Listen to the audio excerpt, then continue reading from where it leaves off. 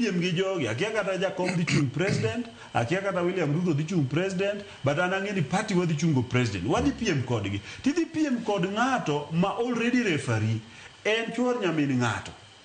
Ok nyalre. And wano wacho niya, ok wabiye kaka PPA ka achiel kod muungano marwa mar vijana mineno sani waloso miluongo ni prison break. Kenya en jela, wasebedo kwa loko mana jarit mar jela. Nyocha wan gi jela, waroko Uhuru Kenyatta waketo jarit mar jela. William Ruto jarit mar jela. Tiende ni pok wawuok e jela ma wantiere mar dhier, ufisadi, kech, to gitabu mang'eny matimowa kaka sani ng'ato kwalo pesa mar thieth to wuondo wano kelo sha.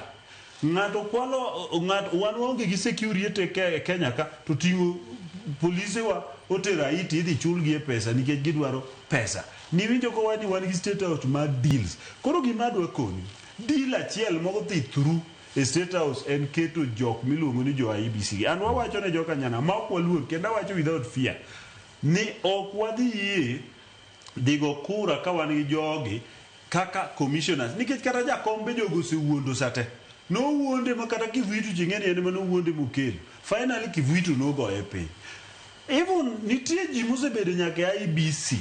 Nyako swago ma wuodwa no kono ma jogi dhi mali to ok ochiko ite. An adwa wacho ni sani mondo mwadhi oyud telo no mwadwaro kaka oganda. Nyaka joma luongo ni jo IEBC. Aidha ka Nyasaye